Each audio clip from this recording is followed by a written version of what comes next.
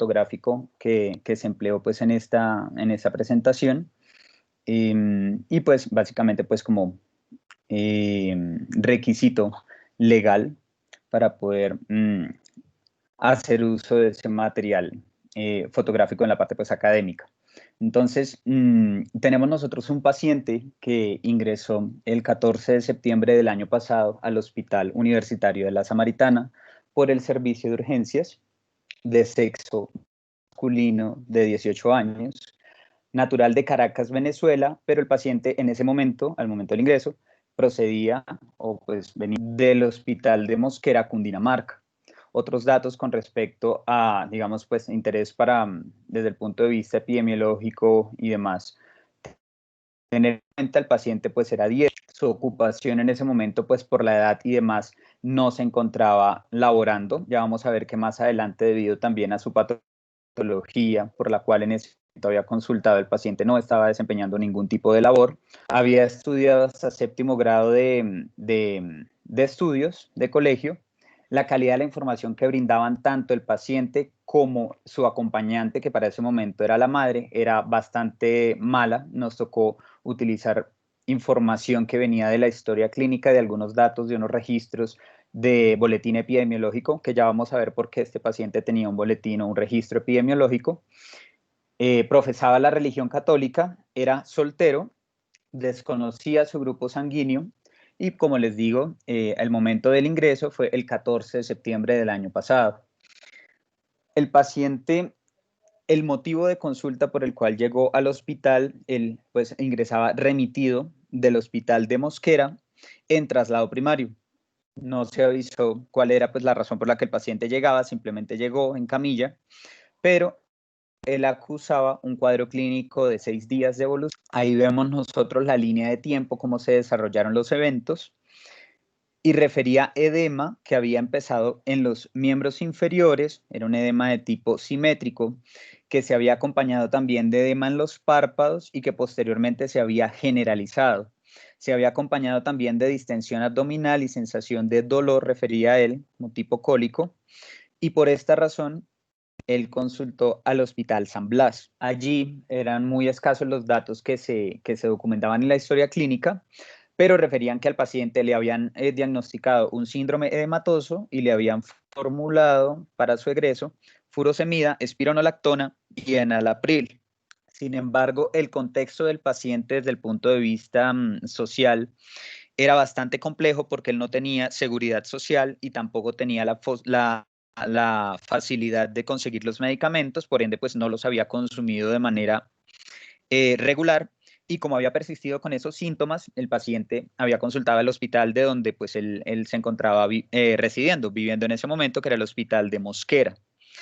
Allí al paciente ya lo habían encontrado en Anasarca, razón por la cual pues le habían tomado unos paraclínicos, y digamos que pues para resumirles lo que mencionaban estos paraclínicos, se mencionaba un hemograma con anemia, no referían si era leve, moderada, severa y de qué valor, de volúmenes normales.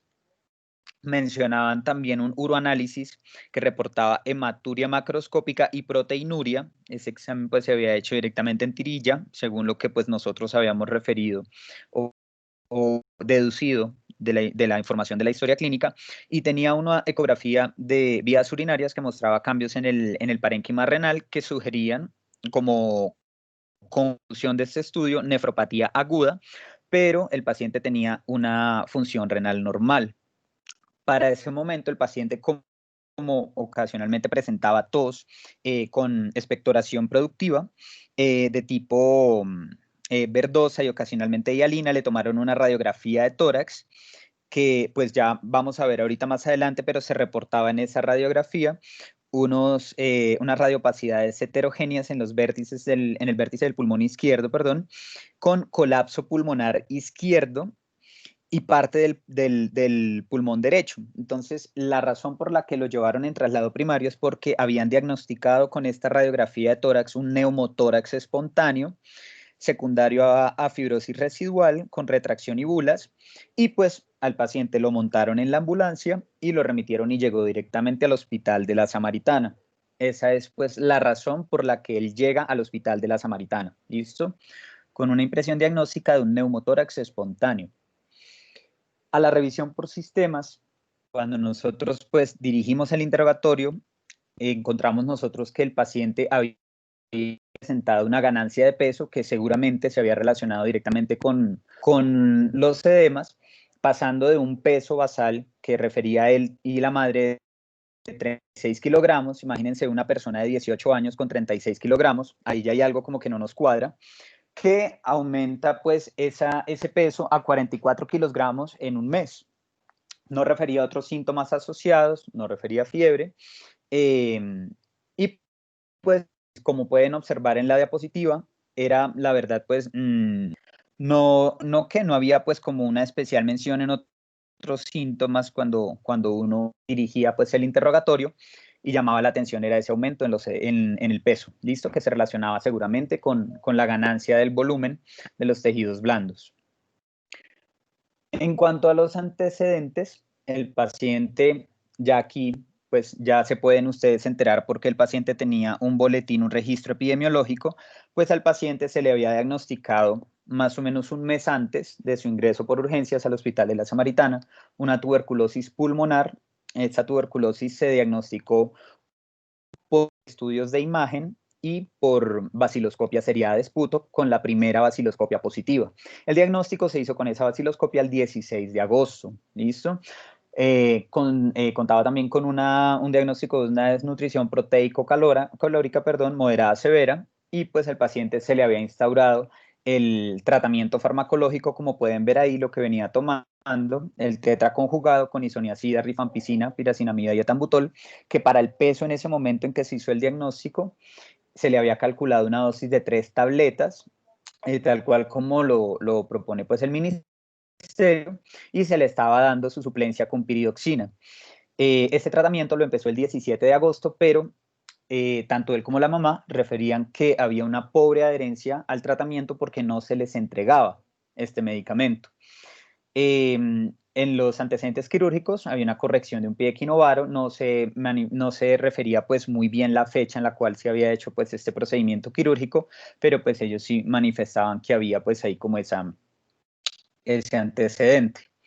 El paciente, pues como les mencioné desde el principio en los datos demográficos, el paciente venía de Caracas, Venezuela, pero pues él estaba residiendo ya desde marzo del año pasado, estaba residiendo en Mosquera y pues él vivía en compañía de su madre y de una hermana que tiene 14 años. Los familiares pues eran asintomáticos para ese momento, no tenían patologías al parecer diagnóstico de enfermedades transmisibles, ninguno de ellos tosía crónicamente, ninguno de ellas dos había tenido pérdida de peso involuntaria y pues tenían al parecer el registro de vacunas, tanto el paciente como la hermana, al día, mientras que pues a la madre no se le interrogó, pues no se consideró, digamos, como importante, entre comillas, o fundamental para este caso, tener pues esa información. ¿Listo?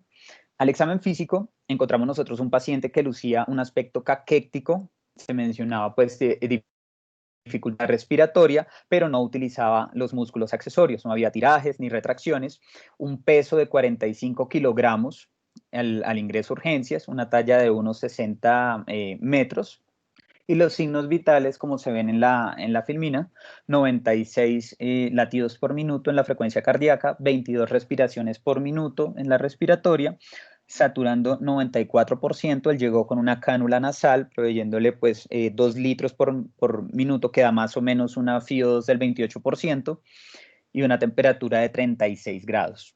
Llamaba la atención y solo pues se menciona en esta diapositiva los hallazgos positivos al examen físico, que eran pues disminución de los ruidos respiratorios en la base derecha, unos estertores que se ocultaban en la base pulmonar izquierda, el abdomen blando con edema de pared, una ascitis grado 2, y en las extremidades inferiores llamaba la atención un edema grado 1 con fobia, sin hallazgos anormales al examen neurológico.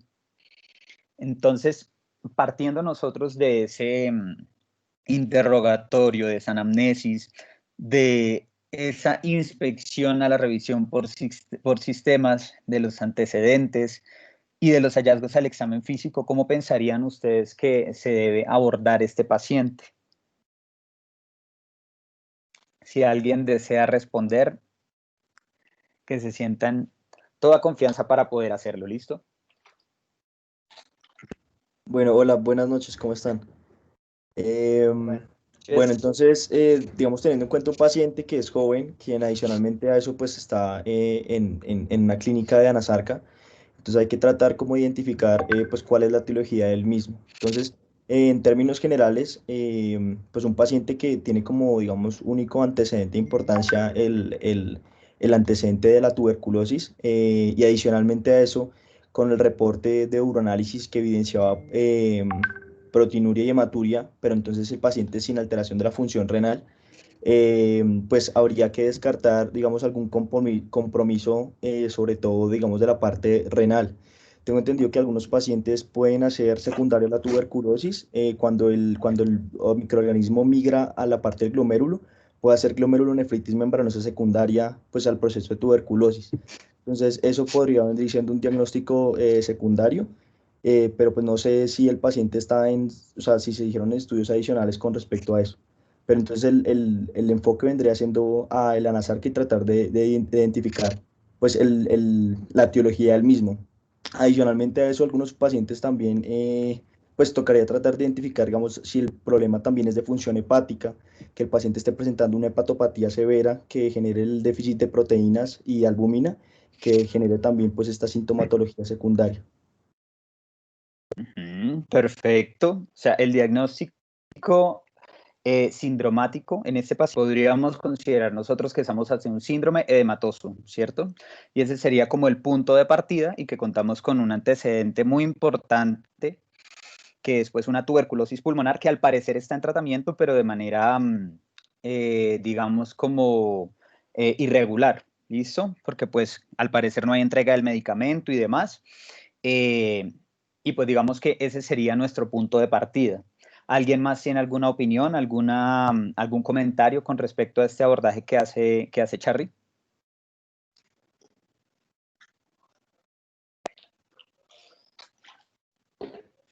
Listo. Entonces, cuando nosotros estamos ante un paciente que tiene un síndrome edematoso, que este pues sería el punto de partida de nuestro caso, nosotros podemos clasificar ese síndrome edematoso o el cuadro de los edemas de muchas formas. Acuérdense que los edemas pueden ser de tipo duro, de tipo blando, siendo pues el duro el que no presenta fobia y el blando el que sí presenta fobia, que tienen unos mecanismos fisiopatológicos pues muy diferentes. ¿Listo?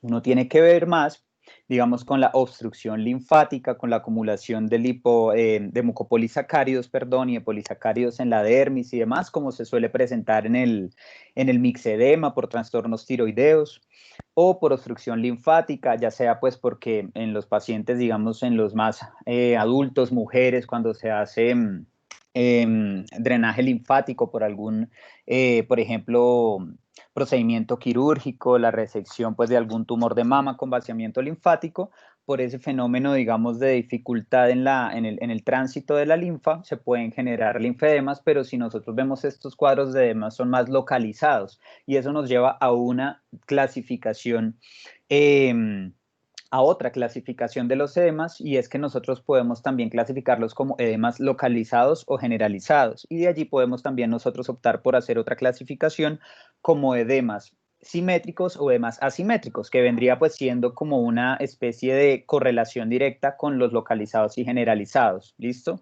Cuando nosotros tenemos un paciente que llega con un edema generalizado, con un edema que se presenta en varias regiones corporales, como por ejemplo la región bipalpebral, el abdomen, las extremidades inferiores, siempre que tenemos edema generalizado tenemos que pensar en tres órganos que se encuentran afectados y eso es lo que tenemos nosotros que entrar a buscar en nuestros pacientes. ¿Cuáles órganos tenemos que ver que estén afectados? Uno, el corazón, el otro, el hígado y el otro, el riñón. ¿Listo? Esos son los tres órganos que tenemos que mirar cuando tenemos un paciente con edema generalizado. Bueno, y digamos que pues el daño de cada uno de estos órganos también se correlaciona fisiopatológicamente de una forma pues como distinta al desarrollo de los edemas. Si nosotros decimos que tenemos un paciente con patología cardíaca como desencadenante del edema, seguramente el inconveniente es por fallo de bomba que genera acumulación de líquido en el espacio intravascular que conlleva a fuga capilar y acumulación del líquido en el intersticio, ¿listo? Mientras que si nosotros hablamos de afección hepática o afección renal, decimos que cuando hay trastornos hepáticos es porque hay una disminución en la síntesis o en la producción de esas moléculas que me van a garantizar la presión oncótica en el espacio intravascular y también se va a facilitar el escape de líquido hacia el intersticio y va a generarme el edema, ¿listo? Y por último, la patología pues renal, como ya la mencionaba Charly, una de las razones pues digamos que pueden asociarse también son las glomerulopatías, porque pues es allí en esta unidad funcional de la nefrona como tal, siendo esta la unidad pues funcional del riñón. Cuando nosotros tenemos un trastorno de esa barrera de filtración glomerular, podemos tener nosotros fuga de esas proteínas, eliminación a partir de la orina, y pues igual se disminuye esa presión oncótica en el espacio intravascular, se fuga el líquido al intersticio y se generan los edemas. ¿Listo? ¿Ustedes piensan que este paciente pueda tener una patología cardíaca que me esté generando un fenómeno de falla y por ende una sobrecarga hídrica? ¿Creerían que este pueda ser un escenario?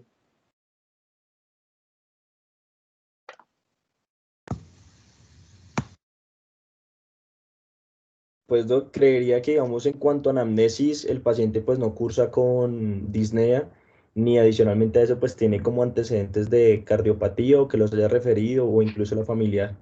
Entonces pues en términos generales trataría de buscar de esos tres órganos que hemos dicho que pueden estar asociados al edema generalizado, pues más como una causa hepática o una causa renal, más que cardíaca. Correcto, pero acuérdate, Charly, que el paciente está con requerimiento de oxígeno y llegó con algo de dificultad respiratoria sin tirajes, ¿vale? Cuando un paciente, ustedes pueden no verlo con dificultad, con tirajes, no lo pueden ver morado, pues, pero si está utilizando oxígeno, ese paciente tiene algo en la unidad de intercambio gaseoso que está generándole un inconveniente, ¿listo? Entonces, sí, claramente, este paciente, pues por la clínica, por los antecedentes y demás, no pareciera cursar con una cardiopatía. Esperaría uno encontrar, digamos, en los jóvenes, la razón principal por la que se presentan cuadros agudos de falla son los cuadros de miocarditis. Y pues en este caso el paciente en los antecedentes o en la anamnesis a nivel pues de la revisión por sistemas no se refería a que él hubiera tenido previamente episodios de gripa, episodios de diarrea, que pues es lo que uno generalmente ve cuando los pacientes cursan con esos cuadros de falla, ¿listo? No tenía dolor torácico y demás, entonces eso como que no pareciera ser.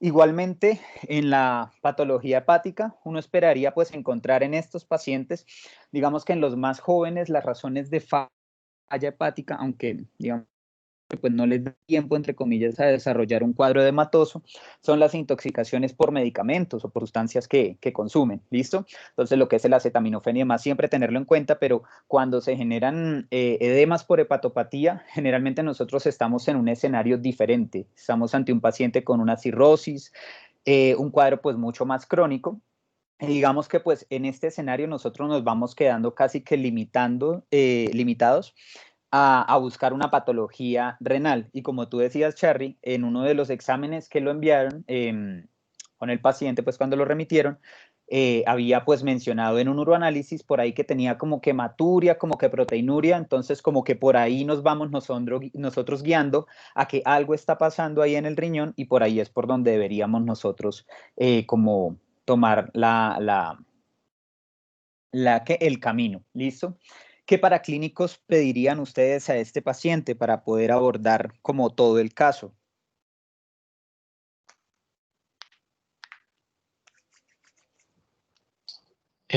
Doc, quizás una albúmina y proteínas, proteinuria. Correcto, está perfecto. ¿Qué más le pedirían? Un perfil lipídico, doc. Ujú.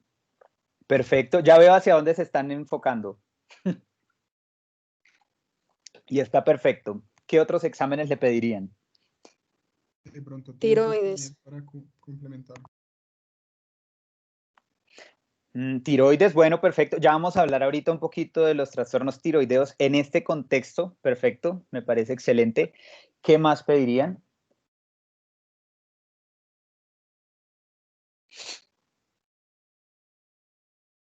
una PCR. Sí, correcto. Con los hallazgos en la parte pulmonar, la auscultación, la necesidad de oxígeno, ¿considerarían pertinente pedirle de pronto un estudio de imagen, una radiografía?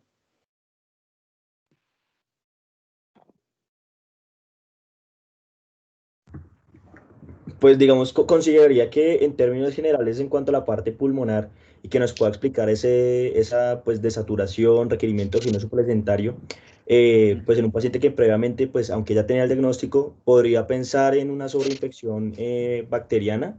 Entonces, pues así como dicen mis compañeros, pedir la PCR, pedir un hemograma para ver si hay presencia de elevación de reactantes de fase aguda, una radiografía de tórax que pues que en términos generales en este momento, pues digamos, no generaría pues no haría gran cambios porque pues él ya ha llegado con una radiografía que pues evidenciaba era consolidaciones bilaterales.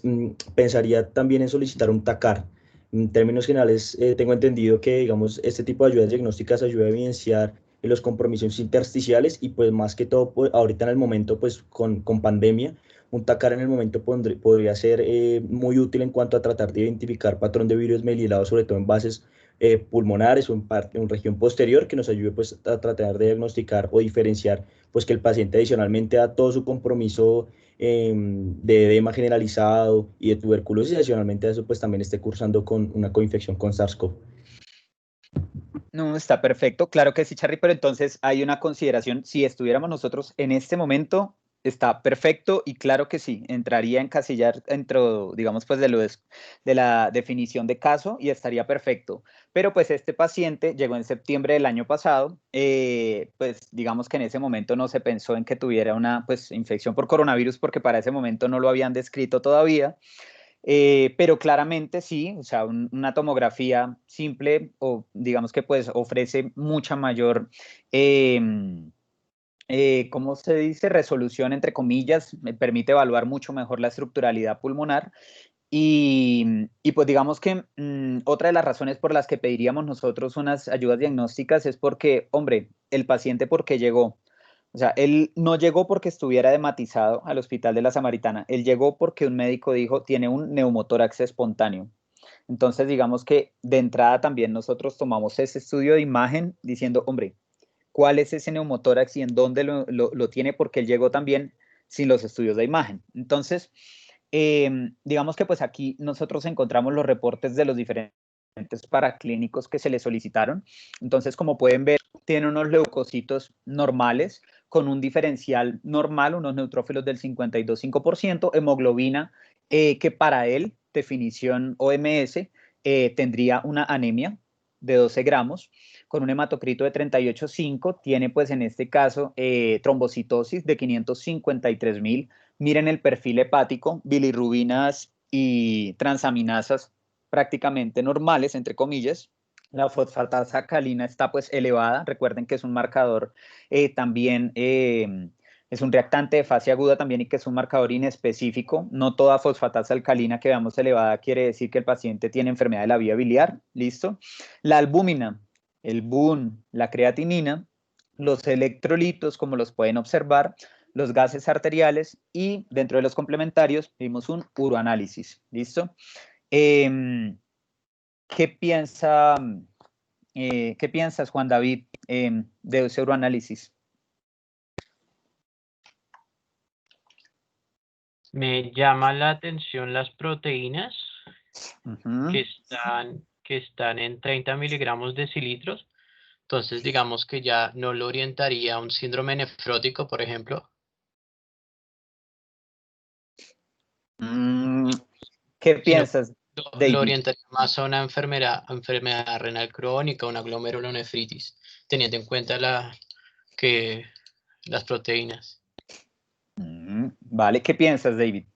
Pues Doc, yo digo que digamos con la proteinuria, pues listo, sí, o sea, de acuerdo con Botero, no está en rango nefrótico, pero entonces pues ya este punto de corte ya clasifica como microalbuminuria, entonces ya es importante tratar de identificar pues que hay un componente pues muy seguramente glomerular que esté afectando esta presencia de síndrome pues, de proteinuria.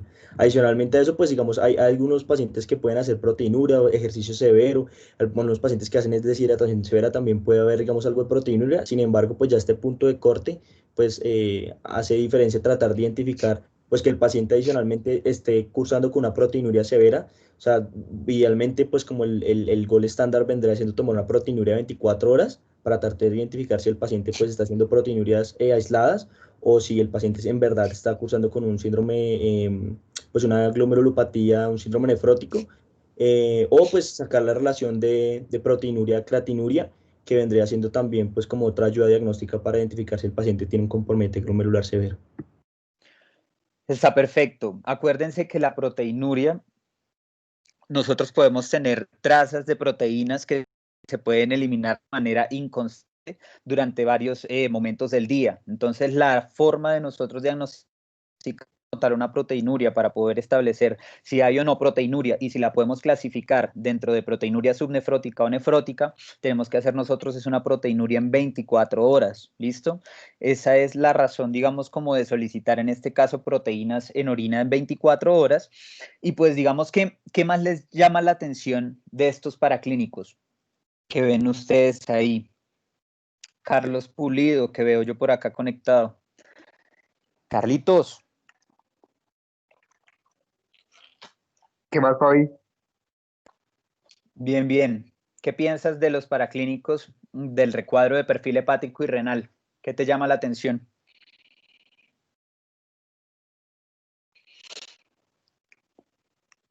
Bueno, pues digamos, en cuanto a la creatinina, pues yo la veo pues normal. El boom sí está un poco pues elevado. Am, pues digamos eso,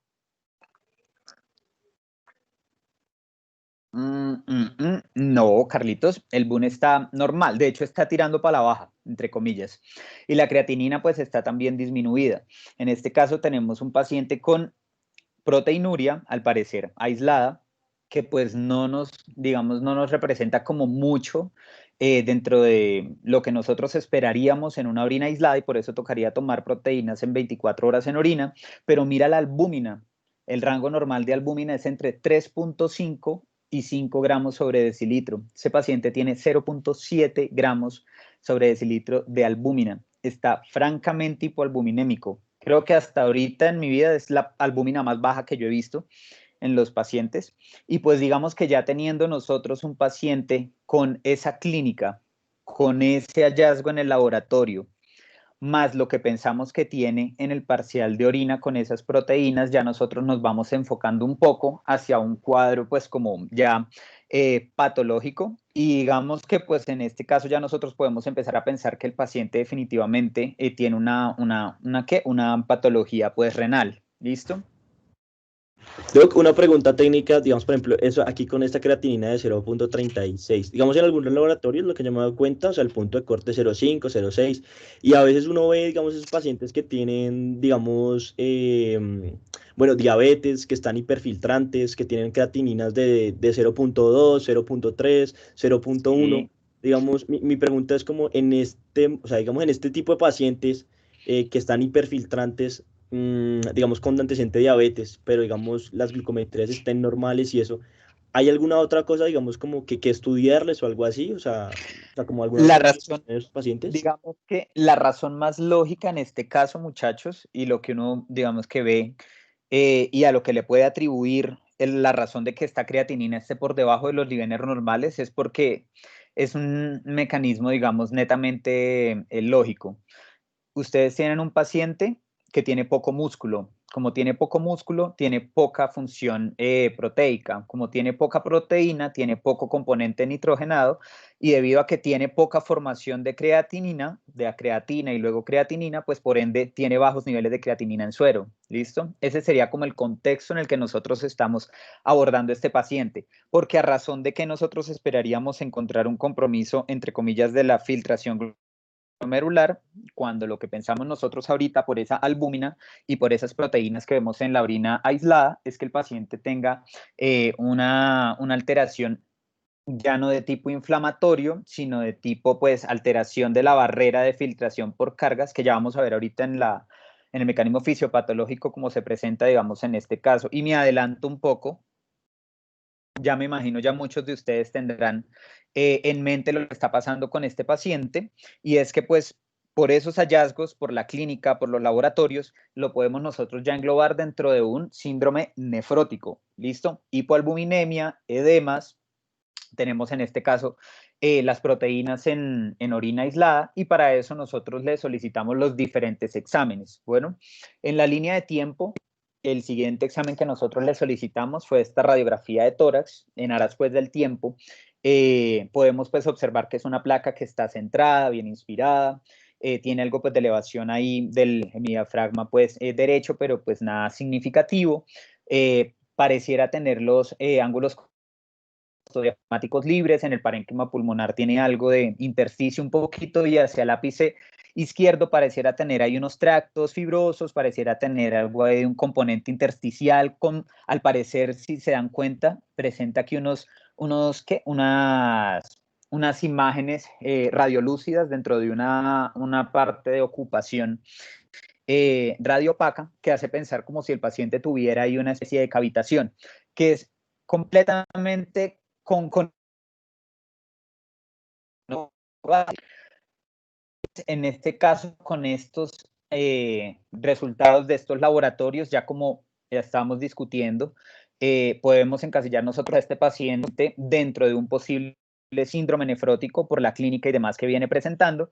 Y pues digamos que los diagnósticos de trabajo para inicio del paciente fueron pues la tuberculosis pulmonar en primera fase de tratamiento de manera irregular, la desnutrición proteico-calórica. Imagínense este paciente con edemas y con toda esa sobrecarga que tenía, el paciente pesaba 45 kilos. Entonces, prácticamente pues él estaba en sus huesos, estaba sarcopénico. El neumotórax derecho, la verdad, en la radiografía de ingreso no se observó, quedó interrogado y para confirmarse, y esa fue una razón también por la que se le pidió la tomografía, y quedó interrogado el síndrome nefrótico. En este caso, pues cuando la tasa de filtración glomerular se encuentra dentro de la normalidad, la idea es pues utilizar las medidas antiproteinúricas con medicamentos IECAS y ARA2. En algunos casos, pues cuando ya se acompaña de ascitis, hepatopatía, podemos utilizar nosotros espironolactona y claramente disminuir la sobrecarga hídrica por el riesgo de compromiso pulmonar y demás. Es garantizar manejo diurético para llevar a un balance negativo. ¿Listo? Con base en esto, pues nosotros solicitamos esos estudios. La tomografía, pues es la primera que ven ahí en las imágenes. Como pueden observar, el ápice izquierdo se encuentra comprometido por áreas de ocupación alveolar con algunos tractos fibrosos, también algo de derrame leve ahí localizado, con una imagen que sugiere cavitación, pero llama la atención que también, si no se veía muy bien en la radiografía de tórax, en la tomografía podemos ver que también hay una cavitación en el ápice derecho. Y pues esto concuerda claramente con el diagnóstico de tuberculosis para la cual él venía tratándose. Como tuvimos diagnóstico de tuberculosis, antecedente de la infección, y no teníamos los datos sobre otras posibles patologías, se les solicitó perfil para estudio de VIH por la correlación tan alta que hay tuberculosis-VIH, y como causales de síndrome nefrótico, que era lo que sospechábamos, se pidieron también patógenos virales, como por ejemplo la hepatitis B, la hepatitis C, que suelen producir pues también ahí a nivel glomerular, podocitopatía, glomerulopatía, y pues los cuales pues fueron negativos, ¿listo? Se le tomó también una RPR, una prueba no troponémica, que fue no reactiva, y pues con base en estos resultados seguíamos nosotros considerando como diagnósticos de trabajo un síndrome nefrótico secundario a, ya vamos a mirar qué fue lo que generó ese síndrome nefrótico, si fue la micobacteria que se le fue al riñón y le tapó allá las bisagras de los podocitos, o si hubo otro mecanismo por el cual se desencadenó esta enfermedad, y se descartó el neumotórax, y el otro diagnóstico pues de trabajo era la tuberculosis pulmonar. ¿Listo? ¿Qué sucedió? Pues aún así, y no lo van a creer, aún con la tomografía, tenían pues la duda en el servicio de urgencias de si el paciente tenía o no el neumotórax, entonces le pidieron valoración a cirugía general dijo definitivamente no hay como tal un neumotórax, entonces vamos a continuar pues con la parte pues del manejo, y dentro de los paraclínicos se le solicitó una ecografía renal y de vías urinarias que mostraba un aumento difuso en la cogenicidad con pérdida de la diferenciación corticomedular. Los riñones, pues de tamaño, entre comillas, normales, digamos que un poco alterada de la ecogenicidad, la mnemotecnia, para que ustedes la aprendan, del tamaño de los riñones es súper fácil, 3 por 6 por 12. 3 de profundo o sí, de profundo por 6 centímetros de ancho por 12 centímetros de largo, para que lo tengan presente. Y durante el tiempo de hospitalización, pues como pueden observar, la proteinuria en 24 horas mostró pues una proteinuria franca de 13 gramos. Para nosotros poder considerar un síndrome nefrótico, recuerden que para un adulto tenemos que tener más de 3.5 gramos de proteinuria. Este paciente tenía 13 gramos de proteínas en la orina de 24 horas, o sea que con harto superaba pues ese umbral que nosotros estábamos esperando para diagnosticar el síndrome nefrótico. También pues por ser una persona joven, si bien era de sexo masculino, solicitamos estudios para descartar patología autoinmune y otros endocrinopatías que se relacionaran con el síndrome nefrótico, y se solicitó valoración a nefrología. Como pueden observar, el concepto de los nefrólogos fue que había un síndrome nefrótico, posiblemente con cambios mínimos por la edad, que es la causa de síndrome nefrótico más común en los niños. Pues este ya estaba como en término medio, o nefropatía focal y segmentaria, que pues no se acompañaba de deterioro de la función renal. Acuérdense que cuando nosotros solicitamos paraclínicos, como por ejemplo estudiar una endocrinopatía, un trastorno tiroideo, un hipotiroidismo, así como nosotros estamos perdiendo albúmina en la orina por el problema glomerular, estamos también perdiendo proteínas de transporte. Estamos perdiendo proteína de transporte de la TSH, transportadora de tiroglobulina. Entonces, ese TSH es un valor entre comillas falseado, ¿listo? Porque entonces hay más TSH libre y pues por ende nosotros vamos a identificar esos valores más elevados. Bueno, también se pierden varios factores de la coagulación, por eso los pacientes tienen mayor riesgo de generar fenómenos trombóticos, y pues digamos que eso es un dato ahí pues como importante para tener en cuenta. Doc, Se le una inició. pregunta, digamos, en términos ¿Qué? generales, digamos, esa TSH, o sea, ¿cómo la nombraría uno? ¿Hipotiroidismo subclínico o vendría siendo un No. hipotiroidismo, o sea, o no lo consideramos ni siquiera hacer control, digamos, con T4 libre o T3 o alguna cosa de esas? No, digamos que pues aquí el valor de la TSH pierde bastante valor, por lo que te digo, porque cuando uno mide los niveles de TSH en suero, uno mide la TSH libre, no mide la TSH unida a proteína transportadora.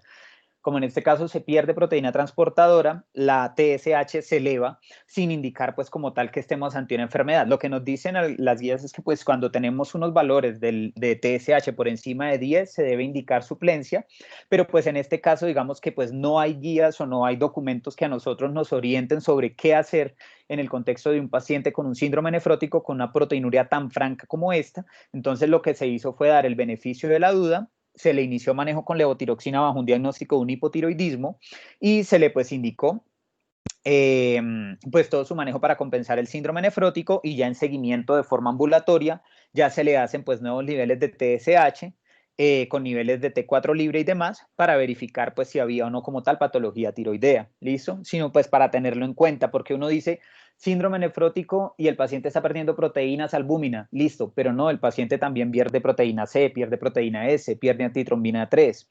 Y pues datos como por ejemplo, los pacientes que se anticoagulan por síndrome nefrótico con heparinas y resulta que la heparina actúa es en la antitrombina 3 y pues el paciente no tiene antitrombina 3, entonces no le estoy garantizando un adecuado tratamiento. ¿Sí me hago entender? Para que lo tengan muy presente, ¿listo? En el tema del síndrome nefrótico hay muchas como incertidumbres con respecto a cómo manejar los pacientes, entonces básicamente nosotros nos guiamos a lo que nos dicen las guías, pero pues digamos que el mensaje es a que ustedes también trabajen la mente, vayan más allá de la información que les da el laboratorio y puedan pues como discutir todos los fenómenos fisiopatológicos que se dan con estas enfermedades y que pues digamos que no traguen entre comillas entero, ¿listo? Al paciente pues se le dio su manejo con sus antiproteinúricos, el enalapril, la espironolactona, se le dio su diurético, ya pasándolo a vía oral porque ya había pasado pues a un balance negativo. Y el perfil inmunológico ya teníamos para ese momento, 4 días después del ingreso, unos anticuerpos antinucleares negativos con niveles de complemento, de proteínas de complemento normales en suero, un anti-DNA negativo, los niveles de T3 libre que se encontraban normales, cortisol también, y nefrología ante la dificultad, entre comillas, diagnóstica de no tener pues como tal un diagnóstico etiológico, decide llevar al paciente a biopsia renal, ¿listo?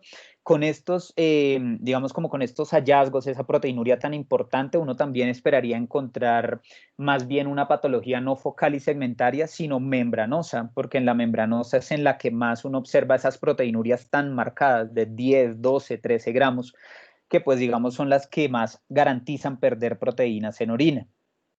El perfil hepático de control y renal que se le tomó fue normal a los 10 días de su hospitalización y para el 26 de septiembre ya había salido unos anticuerpos extractables para estudio pues de posible enfermedad de Sjögren, posible lupus, aunque pues es raro unos lupus con ANAS negativos. Estos pues anticuerpos extractables salieron negativos.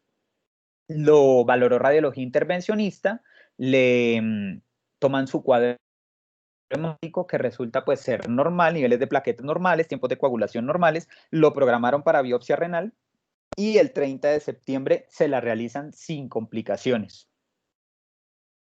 Entonces, pues la idea es hacer el abordaje y la revisión de un síndrome nefrótico y cómo este síndrome nefrótico puede correlacionarse con la tuberculosis, que es pues el único antecedente, entre comillas, y la única, como el único elemento del que nosotros nos podíamos agarrar para presumir de dónde era que provenía ese síndrome nefrótico en este paciente.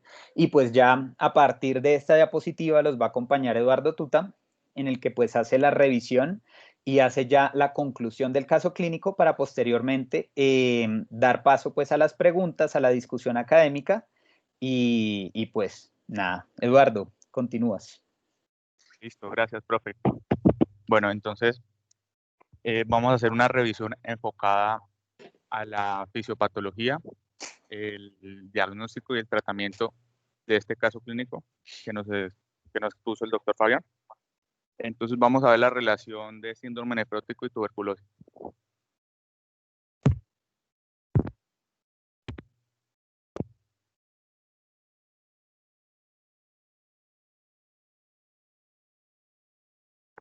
Bueno, como sabemos, el síndrome nefrótico, en el síndrome nefrótico van a haber 4 pilares fundamentales que están relacionados con su diagnóstico y su fisiopatología, en el cual encontramos la hiperlipidemia, una hipoalbuminemia, edemas que en niños se puede presentar en regiones faciales y en adultos ya en extremidades, y una proteinuria.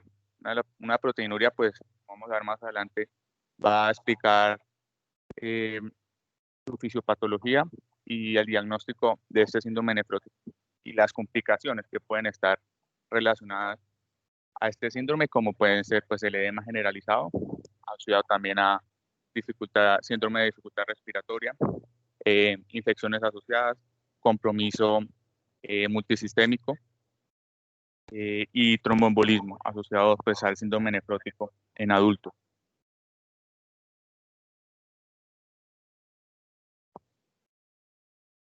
Al hablar de la fisiopatología del síndrome nefrótico, tenemos que tener claro que los capilares del glomérulo van a estar compuestos por un endotelio fenestrado, que a su vez está cubierto por la membrana basal glomerular. Y es indispensable conocer los podocitos.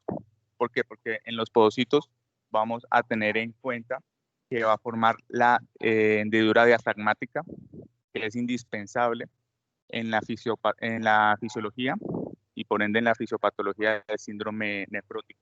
¿Por qué? Porque como sabemos, dentro de la hendidura diafragmática tenemos muchas proteínas, como la ven en esta diapositiva. Ya va, ¿qué me pasó? como la vemos en esta diapositiva, en las cuales hay una alta carga de proteínas y esta carga va a ser negativa, lo que explica que proteínas plasmáticas, una de las principales como es la albúmina, pues se repele al contacto con esta hendidura diafragmática. Esta hendidura diafragmática, carga negativa, albúmina, carga negativa, no va a permitir su paso. Y pues es una de las homeostasis de cuerpo.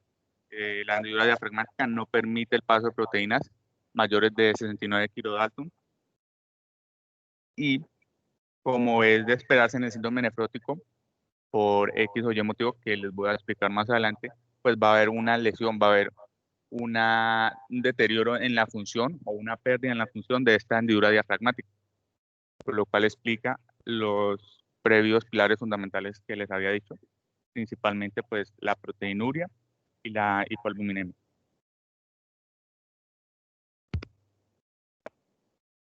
En el síndrome nefrótico, pues como sabemos es la enfermedad del glomérulo, afecta a dos personas por cada 100.000 habitantes a nivel mundial. Va a haber una alteración a nivel de la hendidura diafragmática y las causas pueden estar asociadas a primarias o secundarias. Las primarias, enfermedades intrínsecas del glomérulo, como es glomerulosclerosis focal y segmentaria, enfermedad por cambios mínimos, y la secundaria ya va a ser asociada a enfermedades sistémicas, lupus, amiloidosis, neoplasias, infecciones, diabetes, artritis. Entonces va a ser una enfermedad sistémica que produce una lesión a esa hendidura diafragmática.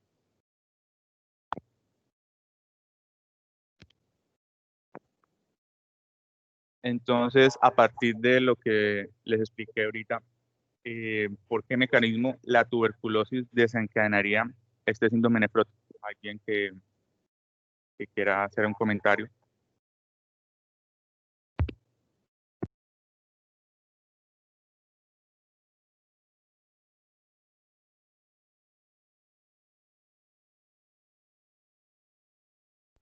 Tal vez en tuberculosis diseminada o en tuberculosis miliar, en ese tipo de casos, que hagan una infección intrínseca y hagan una respuesta inflamatoria local.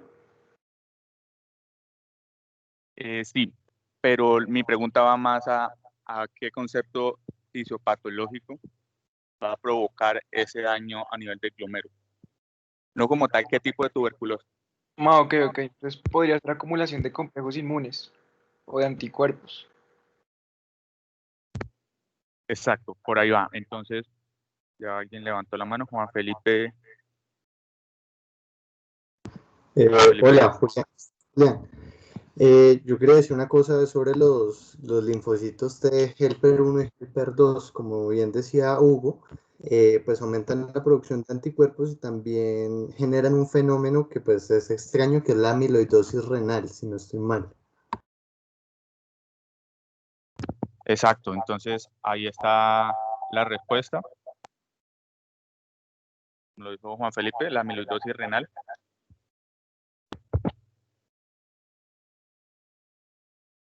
Entonces, ¿qué es la amiloidosis? Hay que tener en cuenta que la amiloidosis va a ser un mal plegamiento a nivel de oligómeros, que son proteínas que se pliegan mal, como hacen un mal plegamiento entre sí mismos y se van juntando y pues se depositan a nivel de los tejidos, ya sea cardíaco, renal, o sea, se pueden depositar en cualquier tipo de tejido a nivel del ser humano. Tenemos que tener en cuenta que estas proteínas amiloides no solo van a producir amiloidosis. En el cuadro de la izquierda vemos las enfermedades a las cuales se asocia este mal plegamiento, en las cuales pues resaltamos lo que es la amiloidosis sistémica.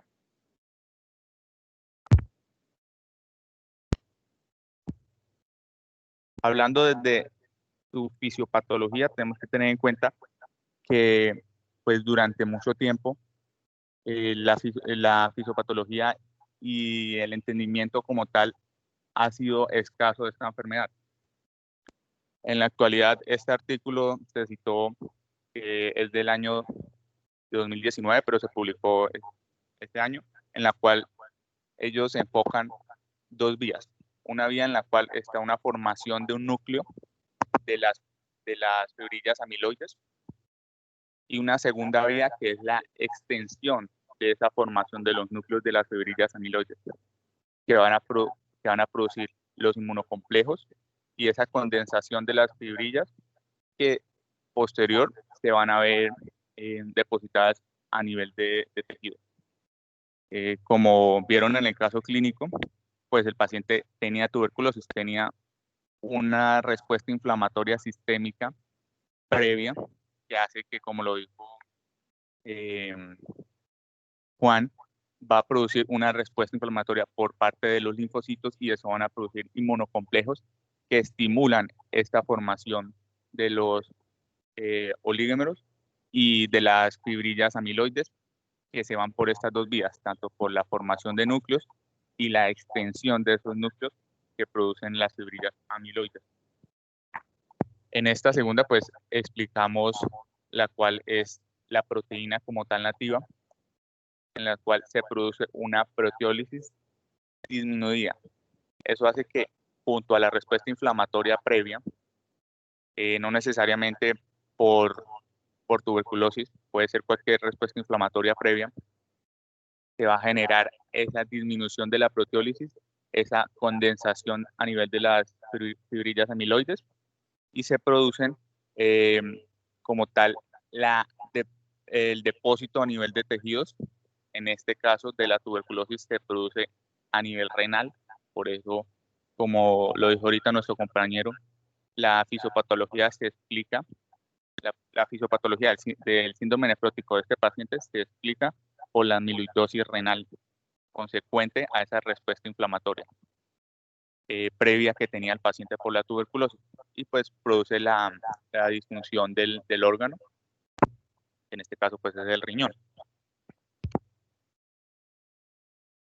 Pues la amiloidosis renal, la mayoría de amiloidosis afecta a lo que es riñón, ¿sí? Como ven en el cuadro, están las amiloidosis, la principal va a ser pues la amiloidosis asociada a proteína amiloide.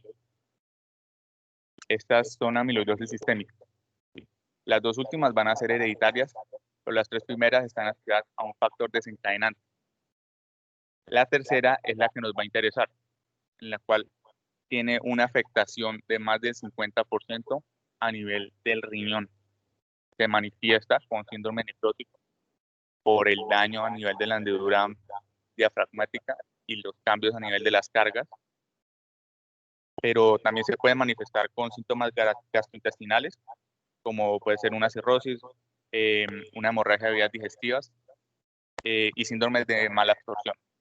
Por último, en casos muy escasos, se puede ver manifestada por obstrucciones, cuadros obstructivos gastrointestinales. En este vemos la fisiopatología enfocada a la amiloide asociada a la proteína amiloide, a la amiloidosis asociada a la proteína amiloide, en las cuales es un factor desencadenante, que es la respuesta inflamatoria crónica, como en este paciente de la tuberculosis, que va a hacer que haya una elevación de las citocinas proinflamatorias, ya sea factor de necrosis tumoral alfa, interleuquina 1, interleuquina 6. Eso hace que a nivel de los hepatocitos haya un aumento de las lipoproteínas de alta densidad. Eso hace que disminuya la proteólisis y haya un aumento en el plegamiento, en el malplegamiento de esas fibrillas amiloides. Ese malplegamiento de las fibrillas amiloides posterior se va a ir a depositar a los tejidos. En este caso, tejido renal, daña la hendidura diafragmática y produce los síntomas asociados en este paciente.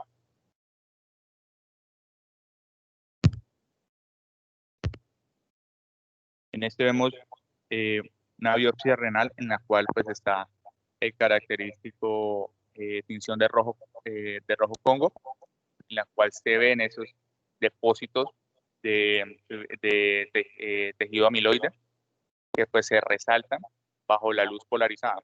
Entonces ahí vemos el glomérulo y a nivel de la membrana basal, de la hendidura diafragmática, se va a ver reflejada eso con la luz polarizada.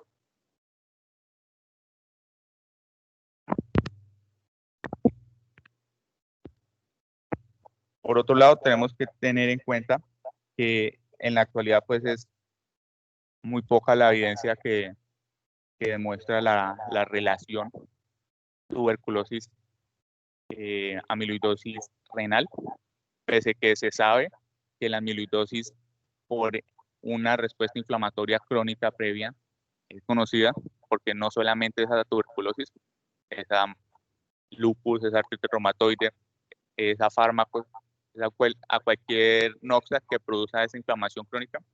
La relación tuberculosis amiloidosis renal está poco estudiada. Aquí les muestro 2 reportes de casos en las cuales demuestran esa relación amiloidosis-tuberculosis. Más adelante les voy a mostrar la importancia de un reporte de caso. Un reporte de caso de estos 2. También tenemos que pues, tener en cuenta que la tuberculosis es una de las enfermedades infectocontagiosas con mayor morbimortalidad en la actualidad. En el año 2018 se estimaron aproximadamente 10 casos de tuberculosis, 10 millones de casos nuevos de tuberculosis, perdón. Eso hace que pues, su incidencia la resalte como una enfermedad de importancia de salud pública y con una alta carga para los sistemas de salud, principalmente pues, en países en vías de desarrollo. La OMS, pues, como es de esperarse, tiene enfoques para una disminución en la tuberculosis y se espera que para el 2030 aproximadamente haya una reducción absoluta de la tuberculosis del 90%. Pero eso va relacionado también con las políticas de salud pública y con todo lo que se haga a nivel de los países con un mayor riesgo para la tuberculosis.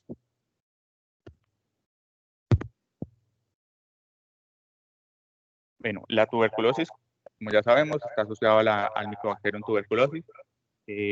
Produce cronicidad, produce una respuesta inflamatoria crónica.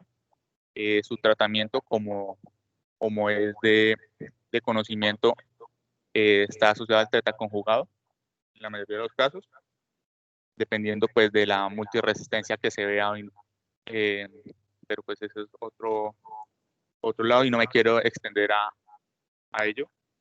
Va a producir una multiplicación lenta. Como sabemos, los granulomas producen esa respuesta inflamatoria crónica y producen, como ya les había dado previamente, ese contexto del mal plegamiento de las fibrillas amiloides. ¿Qué tenemos en cuenta en este caso? En esta referencia, es del 2010, está la respuesta inflamatoria por la tuberculosis. Esa respuesta inflamatoria pues lleva consigo interleuquinas, factor de necrosis, hace que haya un aumento en el mal plegamiento de esas fibrillas amiloides que se relaciona con la amiloidosis renal. Eso hace que el tratamiento de esta amiloidosis renal esté estrechamente relacionado con el tratamiento de la tuberculosis. Es decir, hay que tratar la tuberculosis para que esta amiloidosis renal tenga unos buenos desenlaces. ¿Sí? Es decir, tratamos la tuberculosis para tratar la amiloidosis renal. Bueno, aquí les muestro el trabajo que se hizo con el doctor Fabián, en el cual se reportó pues este caso clínico. Aquí traigo a colación 4 conceptos claves que tenemos que llevarnos. Que todo paciente al que se le sospeche amiloidosis renal con una tuberculosis previa, pues hay que sí o sí relacionar y buscar edema de miembros inferiores, porque como lo había dicho, síndrome nefrótico en adultos, edema en extremidades, y principalmente un edema a nivel de los pies. Te aviso que está asociado a edema en los pies. Una sospecha de amiloidosis en cualquier paciente con tuberculosis, hay que considerar la biopsia renal para su diagnóstico. Pues porque el rojo Congo, la atención con el rojo Congo y la histopatología va a ser el gold estándar de esta enfermedad, teniendo en cuenta el paciente con tuberculosis. La presencia de edema en extremidades, la proteinuria y un aumento en el tamaño renal, que en este caso, como lo dijo el doctor Fabián, se dieron cuenta por la ecografía renal, es decir, el paciente llegó con el cuadro clínico. No estaba muy bien visto el diagnóstico hasta que se dieron cuenta que había un aumento en el tamaño de la masa renal. Ahí ya se dieron cuenta que había una enfermedad de Posse. Entonces tenemos que tener en cuenta que un aumento en la masa renal con signos y síntomas de síndrome nefrótico en pacientes con tuberculosis, pues enfocarlo a la amiloidosis renal. El aumento en la masa renal lo vemos por medio de la ecografía, como se vio en el caso clínico. Hay que tener en cuenta que los pacientes tratados con el tetraconjugado adecuado, es decir, un paciente en el cual se haya dado un tratamiento óptimo para la tuberculosis, no están 100% excluidos de padecer amiloidosis renal. ¿Por qué? Porque esta amiloidosis renal puede haberse atribuida a bronquiectasias posttuberculosas que hayan expuesto al paciente a inmunocomplejos, a una respuesta inflamatoria crónica que se dé ese mal plegamiento proteico de las fibrillas amiloides y posterior depósito a nivel renal. Como conclusión, pues tener en cuenta que el paciente con tuberculosis, expuesto pues a una respuesta inflamatoria crónica todo tiempo, a tetraconjugado, que tenga signos y síntomas de un síndrome nefrótico, un aumento en la masa renal, hay que hacer diagnóstico diferencial con amiloidosis renal. Entonces, tenerlo en cuenta para un diagnóstico efectivo y certero a nivel de la tuberculosis para corregir esa amiloidosis renal. Porque les repito, pues el tratamiento de la amiloidosis renal, en este caso, pues va a ser manejar la tuberculosis. En el dado caso que fuese artritis reumatoide, lupus, siempre hay que controlar ese factor desencadenante. Bueno, aquí les traigo esta frase que dice Albert Einstein, en la cual dar el ejemplo no es la principal manera de influir sobre los demás, la única. Digo esto porque pues hay que incentivar a crear conocimiento, a publicar, a ver pacientes, si ven un paciente, un caso clínico raro, tomarle fotos, llevar el consentimiento informado, como incentivar esa parte de investigar, porque pues si todo ya está escrito, entonces pues sería chévere investigar más, sería chévere pues participar en esa formación de conocimiento para los demás.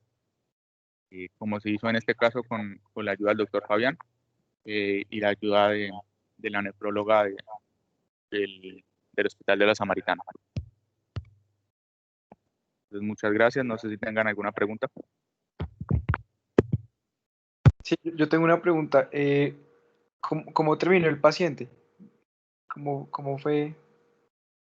Ya, Bueno, el paciente... sí. Qué pena, Hugo. Sigue, qué pena. No, ya, profe. ¿Cómo Sí. le fue al paciente? Bueno, le fue bien.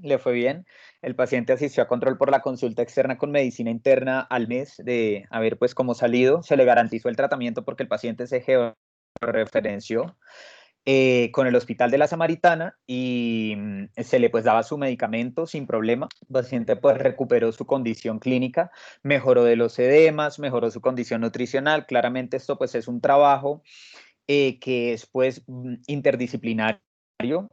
desde el grupo pues, de enfermedades infecciosas, nefrología, nutrición y demás, pues la idea es que se garantice un adecuado manejo. Con respecto pues al contexto social, que fue una cosa que dificultó mucho que el paciente pues no pudiera completar o pues digamos tratarse inicialmente su tuberculosis y demás, es una cosa importante y muy bonita que tiene el Hospital de la Samaritana, y es que pues si ustedes se dan cuenta que estuvieron por Samaritana allá pues debido a la situación que se presentó o pues que están viviendo ahorita los venezolanos, pues nuestros vecinos aquí, digamos, pues es muy compleja, pero el Hospital de la Samaritana ha abierto sus puertas y a través de la Gobernación de Cundinamarca, a los pacientes todo, absolutamente todo se les garantiza. O sea, puede llegar el paciente con Famisanar contributivo, puede llegar el paciente con Convida, puede llegar con Gobernación de Cundinamarca, que es por lo que están afiliados, entre comillas, los venezolanos que no tienen documentos oficiales y que están por una aseguradora, por una EPS. Entonces, en el Hospital de la Samaritana, independientemente del tipo de aseguradora que tengan, a las personas, pues, digamos, que están por Gobernación de Cundinamarca, se les hace igual resonancia, biopsia renal. O sea, es una cosa también muy bonita que se está trabajando desde Gobernación de Cundinamarca con estos pacientes. Y digamos que pues la idea de haber georreferenciado al paciente con el Hospital de la Samaritana, si bien era un poco difícil para ellos trasladarse desde Mosquera hasta Bogotá, nosotros en el Hospital de la Samaritana les estábamos garantizando todo, tanto el esquema antituberculoso como las consultas con los especialistas, como la valoración por nutricionista y demás. Entonces, pues, digamos que eso en parte demuestra que pues una adecuada red de seguridad social hace que pues se lleve al éxito del tratamiento de los pacientes. Al paciente le fue muy bien y pues esperábamos que le fuera muy bien porque imagínate, un paciente de 18 años sin más que una enfermedad que para estos momentos de la humanidad es curable, pues no esperábamos que tuviera algún otro tipo de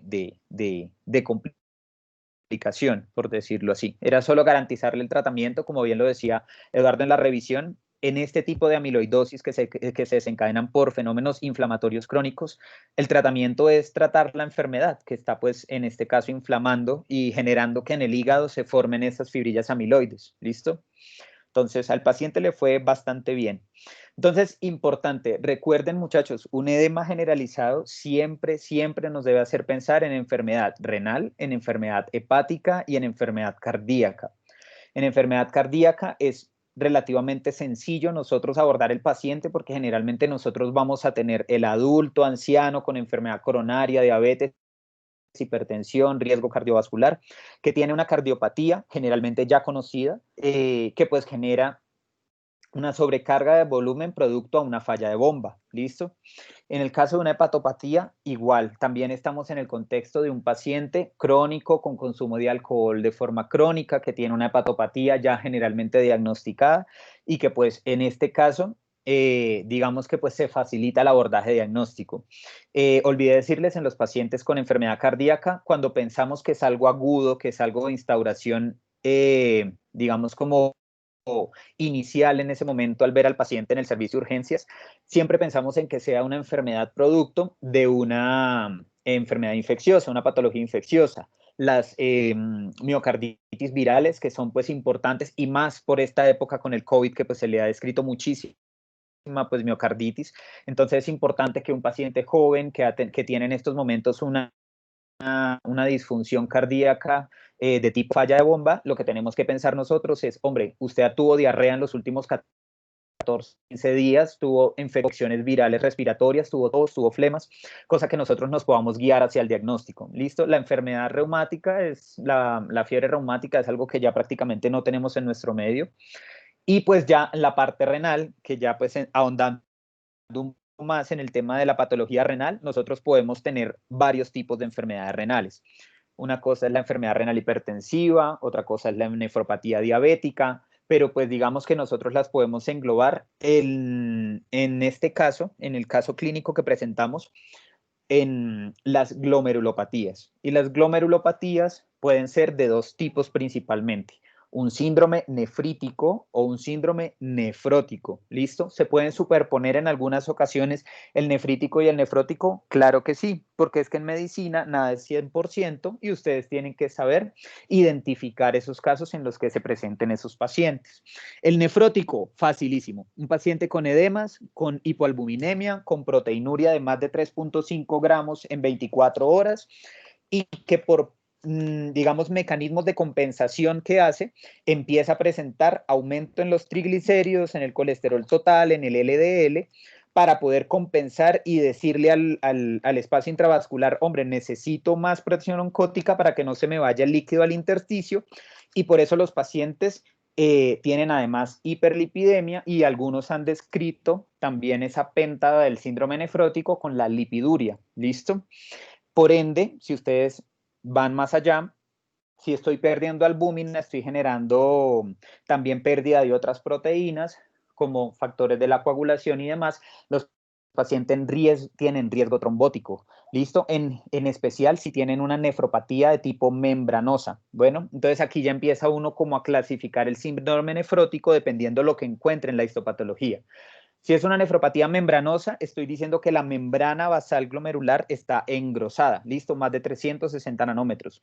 Si estoy diciendo que es una nefropatía segmental y focal, es diciendo que focal es que de toda la biopsia que tomé de ese riñón, menos del 50% está afectado los glomérulos, ¿listo? Y segmentaria es que menos del 50% de cada glomérulo está afectado. Bueno, a eso hace referencia el término, ¿listo? Entonces ya uno desde el punto de vista de histopatología empieza ya a tener más o menos idea de, hombre, focal y segmentaria, ¿eso qué significa? Pues significa que están afectados menos del 50% de los glomérulos y menos del 50% de cada glomérulo está afectado. Membranosa, la membrana glomerular está engrosada y cuando se engrosa la membrana basal glomerular, ¿qué pasa? Se desprenden los podocitos, se pierde el mecanismo de bisagra, el mecanismo de rendija que me hace la filtración y pues se pierden todas las proteínas porque ya se pierde esa carga negativa.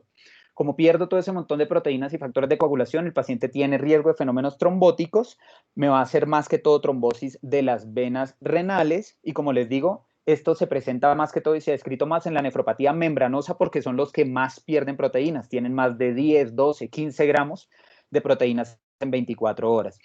Y lo otro, que los pacientes como tienen hiperlipidemia, tienen aumento del colesterol, aumento de los triglicéridos, adivinen qué les da un mayor riesgo cardiovascular, tienen mayor riesgo de infarto, mayor riesgo de pues, fenómenos como eventos cerebrovasculares y demás.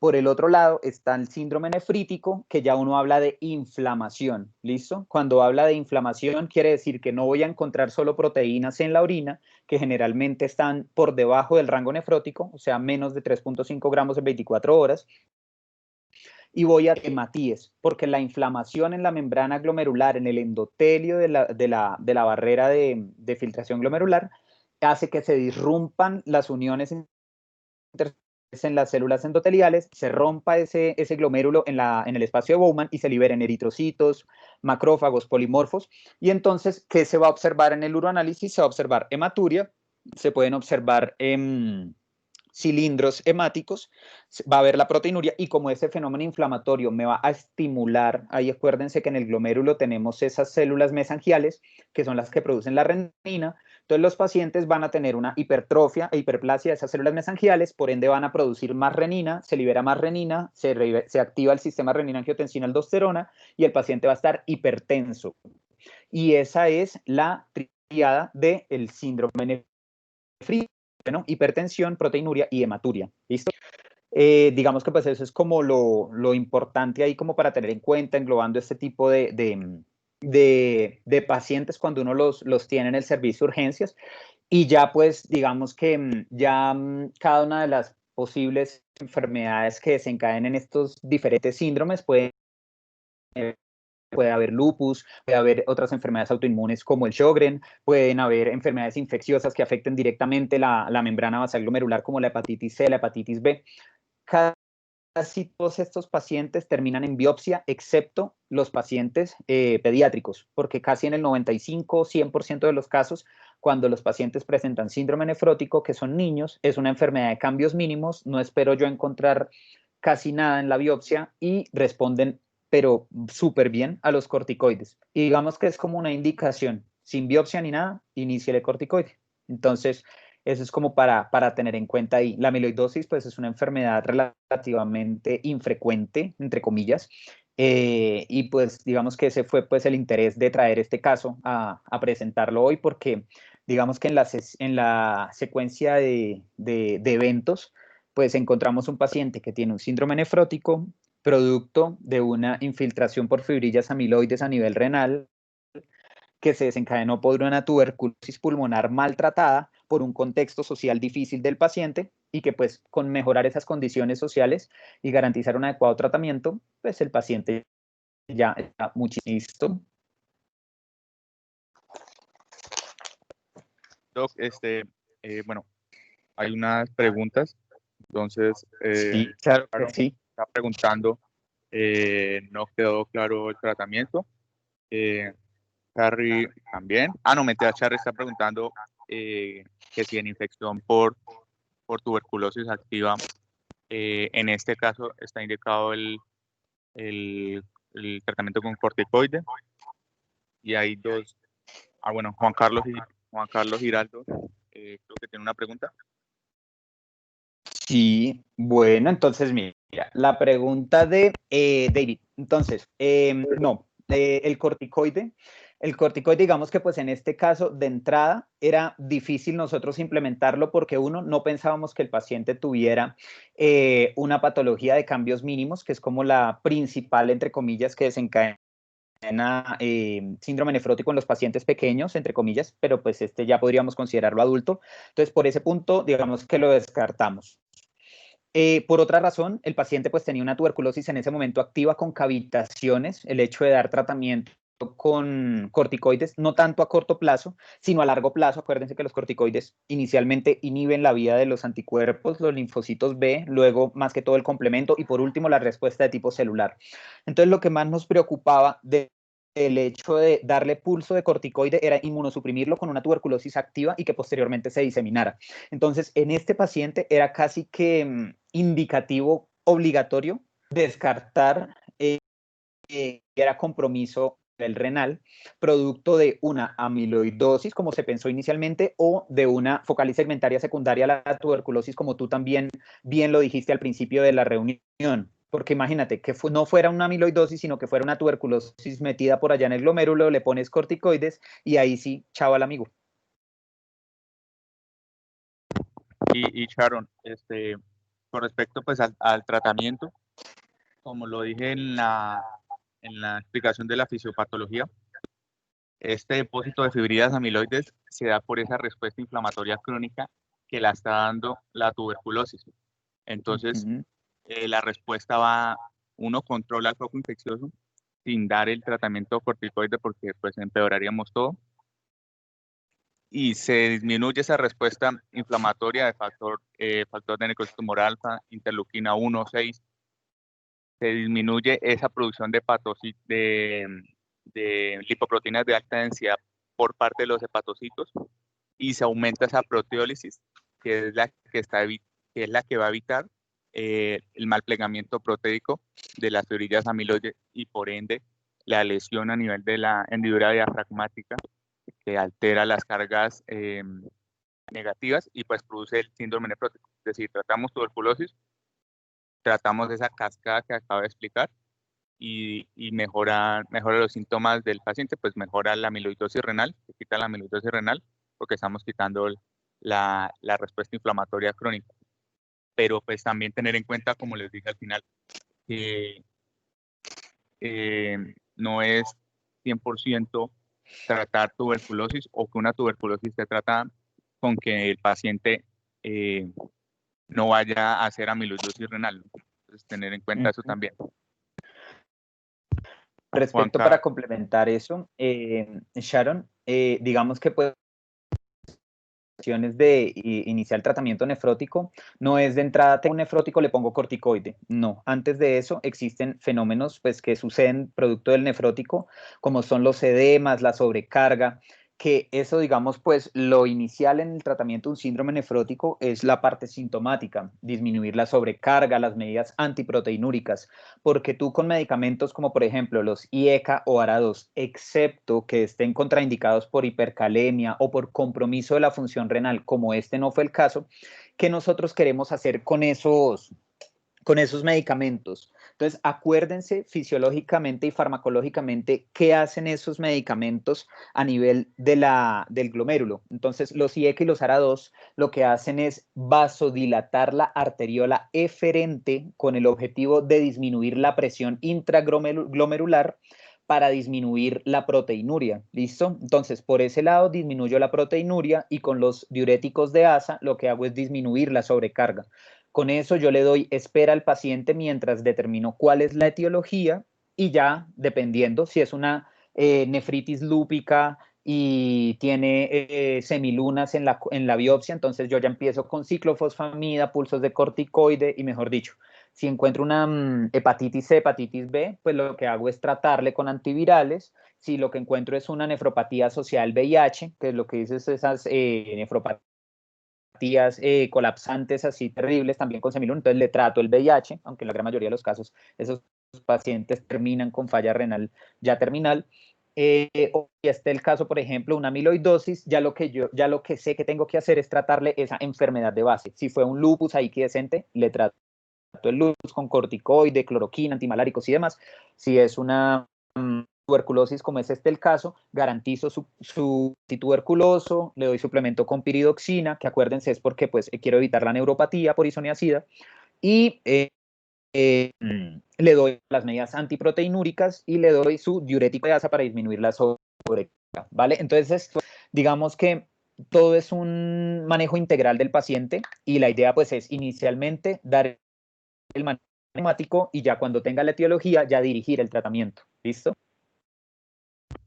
Juan Carlos Giraldo tiene una pregunta. Sí. Doc, sí, pues, ¿qué tal, Doc? ¿Cómo está? ¿Qué más, Juanca? ¿Cómo vamos? Bien, bien, bacano, chévere volver a escucharlo. Doc, pues nada, unas preguntitas muy puntuales. Lo primero Sí, es, claro. ¿cómo le van los pacientes con glomerulosclerosis segmentaria focal con el corticoide?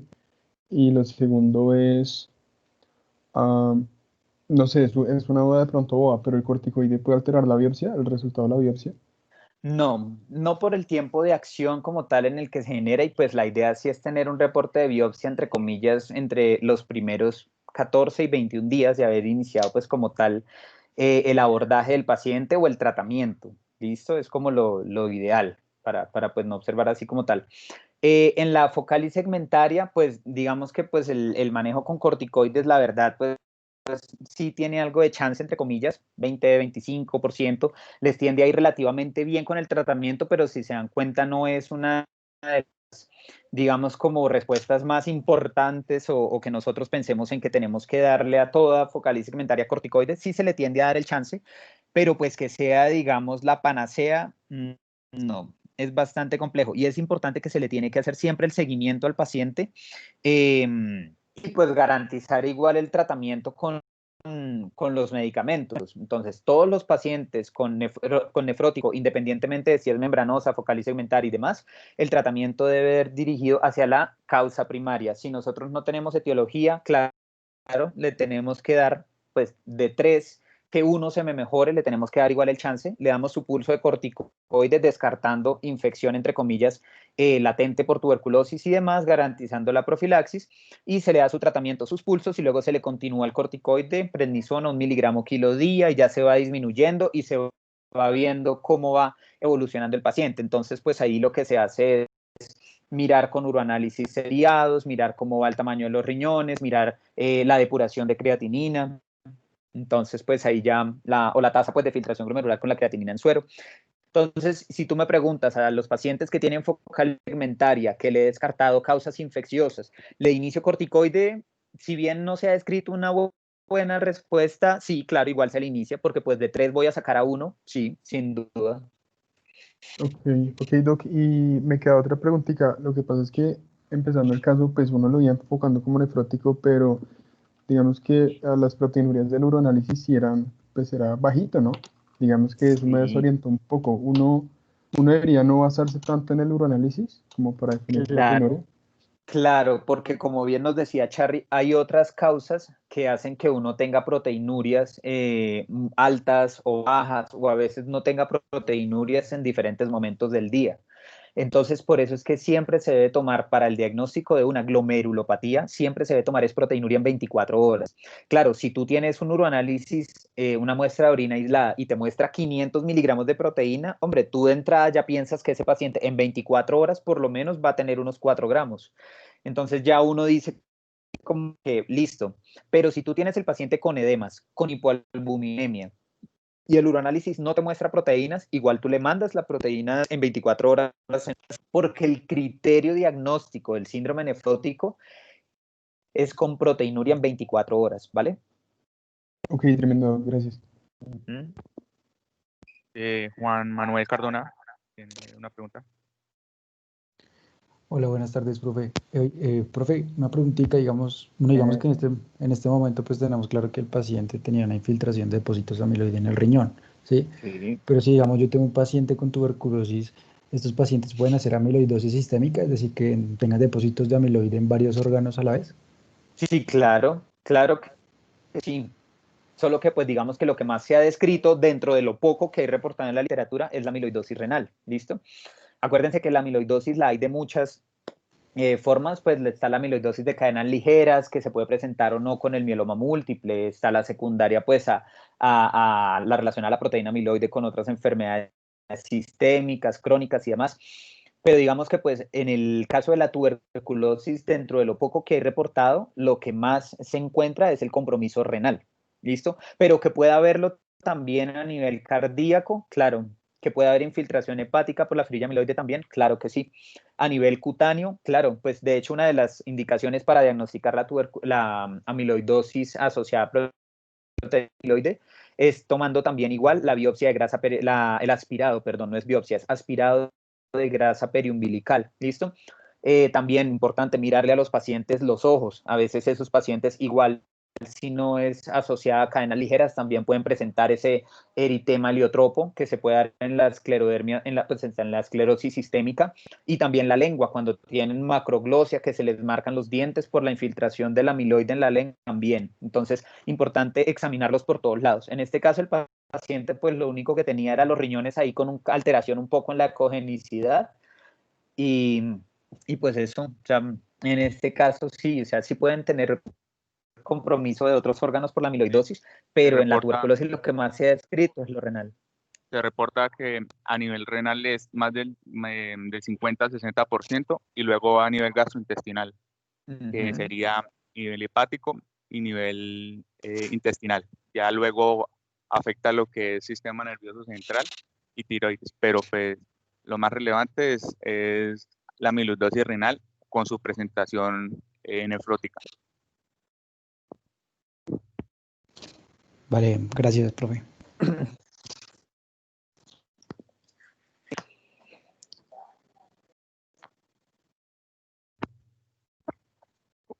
Listo, no sé si alguien tenga el...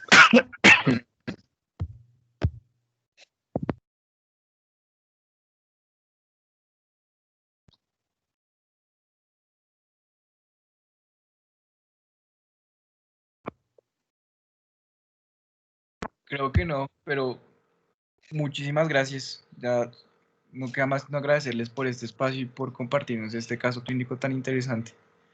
Muchísimas Bueno, gracias. no, ustedes, muchísimas gracias, de verdad, por la invitación, y pues muy bacano, los felicito por todo esto que están haciendo, de verdad que es una iniciativa muy, muy buena. Eh, eh, no queda más que de verdad felicitarlos y agradecerles mucho por la invitación. Lo que necesiten, saben que cuentan conmigo, muchos de ustedes tienen mi número de teléfono en cualquier momento, lo que necesiten, dudas, aclaraciones, lo que necesiten con el mayor de los gustos, si es de infecciosas, con mayor gusto. Entonces, pues nada, espero poderme reunir con ustedes en otros momentos. Tengo bastantes casos interesantes para mostrarles, revisiones de infecto y no infecto, lo que necesiten. Y pues nada, quedamos entonces pendientes, Hugo, a cualquier cosa cuadrar en otro espacio, reunirnos para charlar, ¿vale? Sí, claro, profe, de una. De una. Perfecto, sí, claro que sí, claro que sí. Gracias, profe. Bueno, muchachos, muchísimas gracias. Muchas gracias. Un abrazo enorme para todos. Bueno, y una vez más los felicito. Gracias, Hugo, gracias a todos. No, siempre invitados. Gracias, Tuta. Entonces, ya voy a cerrar la reunión. Mil gracias a todos.